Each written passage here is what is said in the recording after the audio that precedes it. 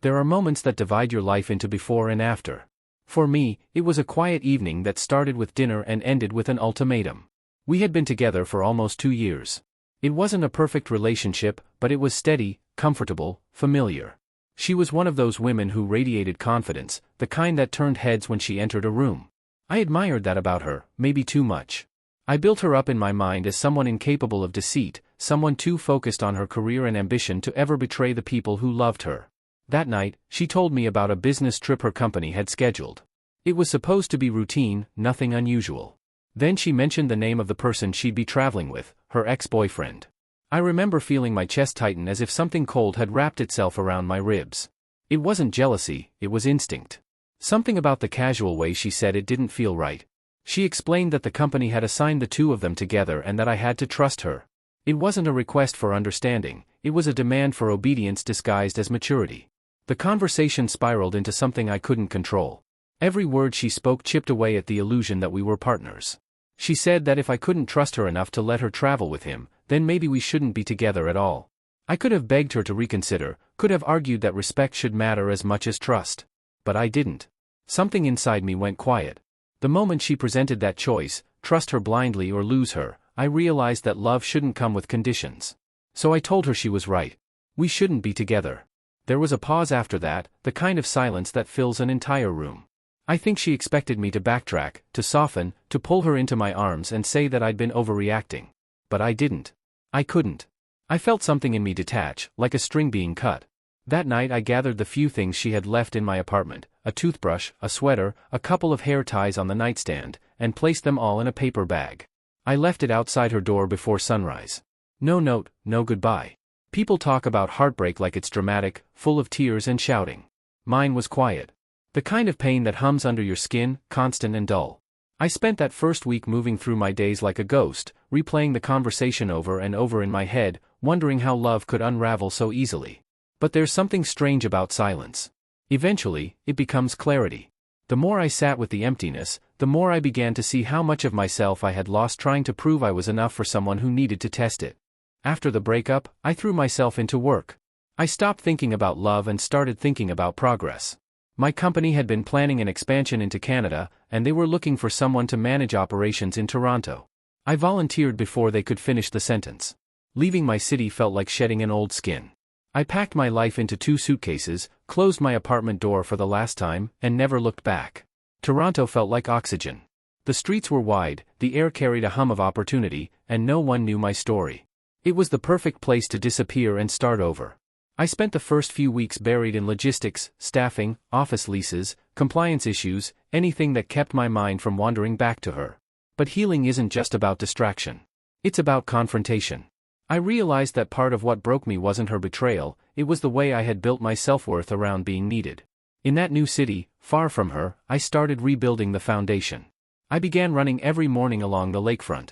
I learned to cook instead of ordering takeout. I read books I'd once ignored.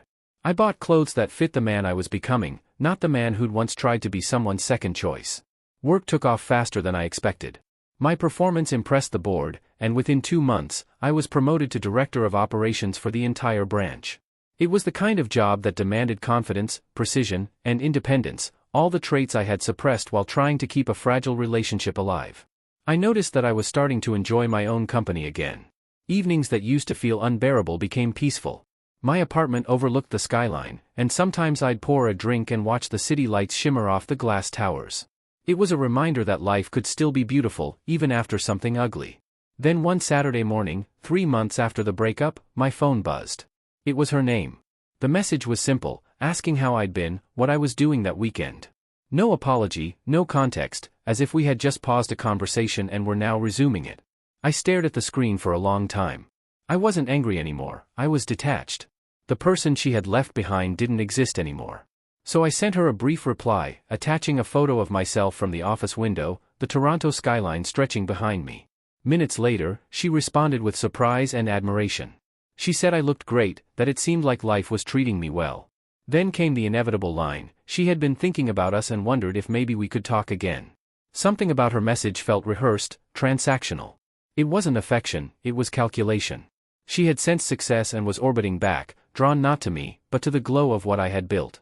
I told her I would think about it, even though I already knew my answer. That night, curiosity got the better of me. I opened Instagram.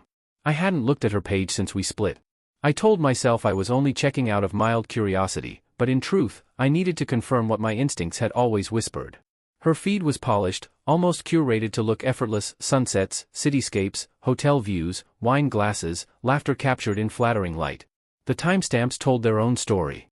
The period she had been on that business trip was well documented, and none of it looked like work.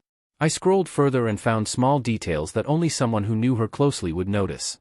The necklace she wore that I'd once given her. The specific restaurant chain she had always loved. The same patterned scarf she used to wrap around herself when she was feeling sentimental. They were all there, scattered across those weeks, forming a trail. Then I decided to check her ex's profile. He wasn't private. Within seconds, everything clicked into place. The same dates. The same cities. The same views, just from slightly different angles.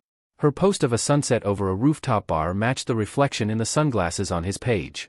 Her random vacation breakfast photo was the same croissant visible on his plate. It was a quiet revelation. No confrontation, no dramatic proof needed. The truth sat there, cold and factual. She hadn't just chosen to go on that trip with her ex, she had spent it with him.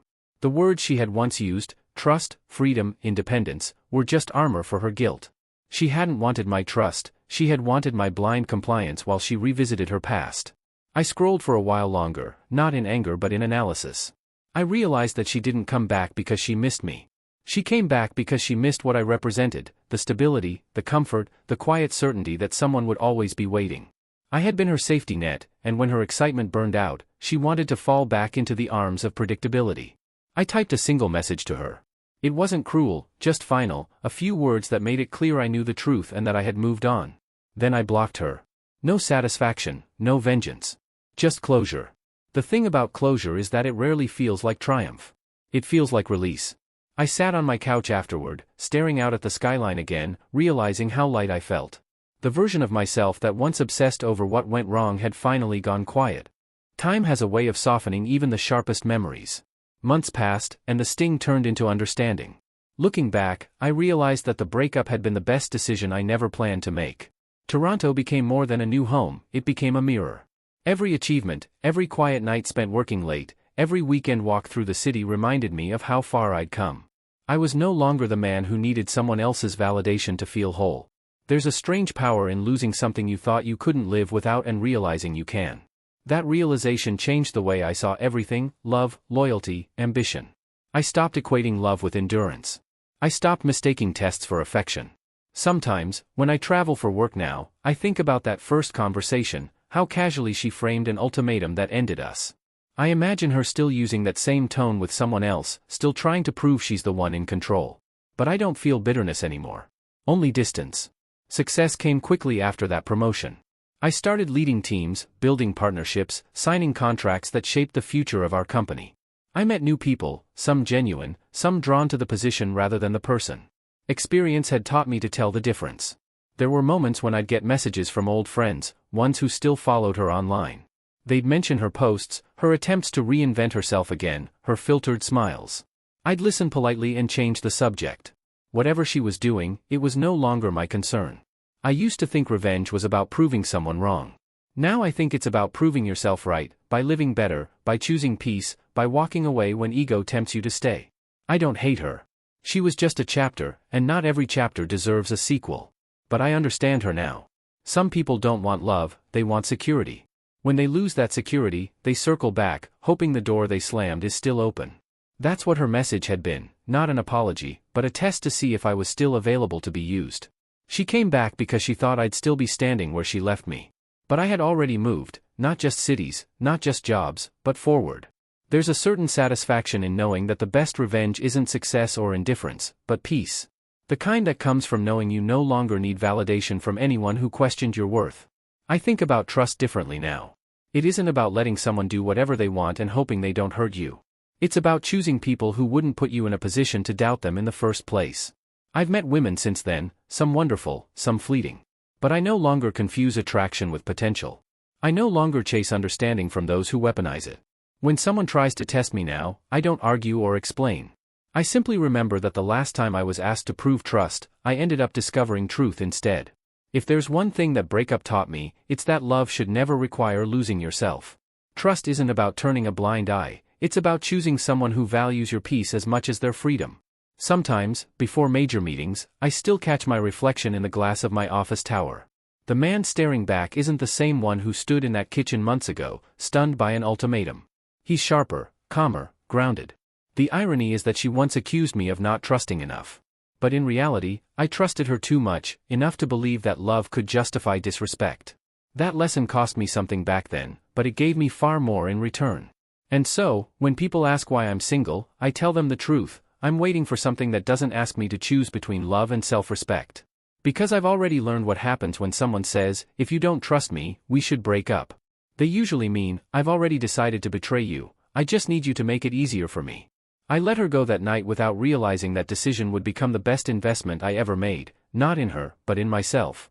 And if she ever wonders what I'm doing these days, she can find her answer in that same photo I once sent her, the skyline of Toronto shining behind me, and a man who finally understood that peace isn't found in who stays, but in who you become after they leave.